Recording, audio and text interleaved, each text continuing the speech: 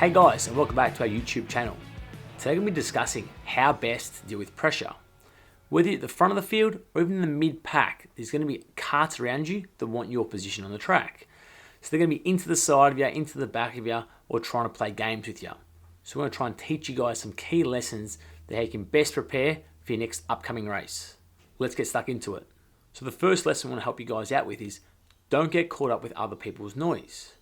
So what I mean by that is, if you're lining up on the grid or in the lead up to a race and you're getting that old mate behind you, bang, bang, bang into your bumper, they're just trying to play games with you. They're trying to get stuck into your head, trying to put you under pressure so that when you get into a race, you either let them by, which that's what they want, or that next time you go into a race and you're behind them, then you start to retaliate. And now all of a sudden, they've got you in their head, which you don't want to do. So if you do feel a kart bang, bang, bang into your bumper, try not to get caught up in the emotion. Yes, they are annoying. They're trying to put you off your game.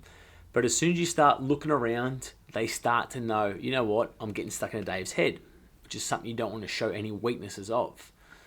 So just try and take it all in your stride. Just try and basically, okay, bang, bang, okay. If you keep doing it, keep doing it. Maybe you want to brake check them a little bit, just let them know, hang on, mate, stop doing what you're doing. But try not to get caught up in what they're doing to you. They're only trying to put you off, and they're trying to almost use it as a scare tactic so that you're going to try and let them pass a lot easier as well. Hold your ground, be confident in your ability. And the way I try and look at it is, if someone's trying to put me under pressure before a race, I'm trying to get in front of other karts that I can before they can actually get to me. So I know if there's a spot in front of me that opens up, bang, I've got to take it, because if I don't take it, then that old mate behind me who was tapping me, he's going to try and take my position as well. So use it to your advantage and try and think, well, if I can get my way past these 2 or 3 karts in front of me before they can, I'm never going to see that driver in the particular race. Now, the second pressure point that you might be receiving is from actually in the pits. So it could be from your parents, it could be from your mechanic, or it could be from some of your mates who are trying to almost, you've got to be winning this race, or you've got to be passing that competitor, and it can get you quite down. I know plenty of times I've copped it from my dad or my cousin James, like, come on, mate, come on, Dave, you can pull your finger out. You're not passing this guy at the end of the straight, or you're just playing follow the leader, and you start to doubt yourself. You start to get really down, like, far out, I know I can do better.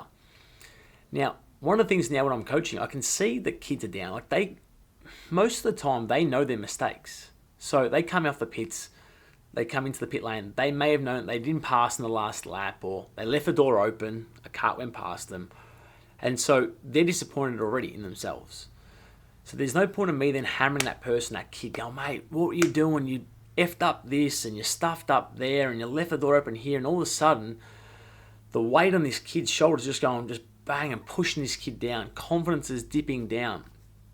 And next time they go and race, they're nervous to make mistakes straight away because they're going to cop it from their parents or myself or their, whoever it is, their friends, whoever it may be. So you don't need any of that extra pressure on you. So the way you want to try and get around that is by writing some notes down. So if you know yourself, I made some mistakes on the first lap, I should have just defended turn 2 because now I let 2 or 3 karts pass.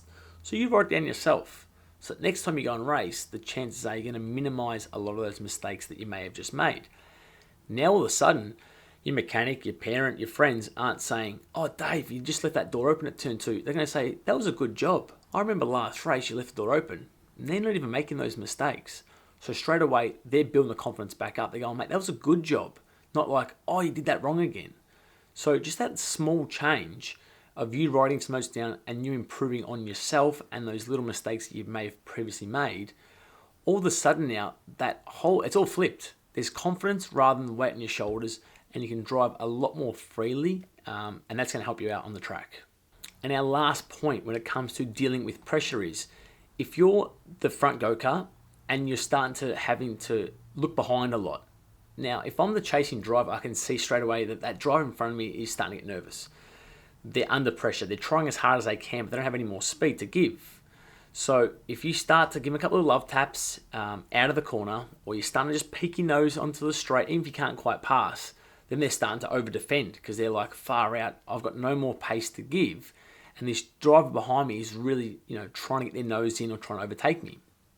So you start trying to force them into mistakes, whether that means you're trying to make them over-defend, or by constantly looking over their shoulder, there's a lot more opportunities for them to make mistakes that you can then pounce on. If you're the lead driver, what we're trying to say is don't look behind too much, because straight away you're giving that driver behind you that sense of you're struggling or you don't have any more to give. So if you can feel a couple of love taps, rather than, they're there. So there's no point in looking over your shoulder, because there is someone tapping you from behind. They're literally on your bumper. So by looking over your shoulder, don't show, that's a weakness sign. So what we're trying to say is, if you feel a couple of love taps, just taking your stride, yes, they're there. Try and keep hitting your markers. Now, also try and use your senses around you. Even if you don't feel a couple of love taps, you can sometimes start to hear, or as you're turning an apex, you can start to just see in your peripheral vision the car behind you. So there's no need to look behind. And that's why if you start focusing on what's happening behind you, the chances are you're not going to be pushing that limit and hitting your marks constantly, because you're more worried on what's happening behind you rather than what you can control, which is your particular driving. So try and focus on what you can, which is hitting your marks, hitting your apexes, getting the throttle nice and early where you can, brake as late as you can, using every square inch of the track wherever possible, rather than bang a love tap, look behind, bang a love tap, looking behind this way. They're there, don't show them any signs, and try and focus on your own ability. So that's it, guys, on how to best deal with pressure. Now, it's not easy. I've been on both sides of it. I've been trying to put other drivers under pressure, and I've also copped a lot of pressure from 25 years of driving.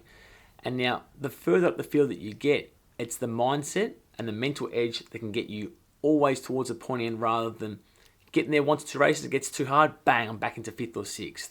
Try and creep back up there, bang, something else happens and I'm falling back down to 10th. It's having that strong mindset and that mental ability to take everything on board and learn from your mistakes. That's what we're saying. Write some notes down. If you do make mistakes, try and learn from them and use it almost as a positive. And don't get caught up in other people's noises and games. If they're tapping you in the bumper or they're constantly trying to put pressure on you, don't focus on what they're doing too much. Focus on your own ability, believe in yourself, and if you have put in the practice in the hard yards, the chances are you can do it, and you got to, like I said, believe in yourself that you can. So hopefully you guys have enjoyed this episode. If you've got any comments down below on how you best deal with pressure in your situation, then drop it down below so I can try and answer and help respond to you guys.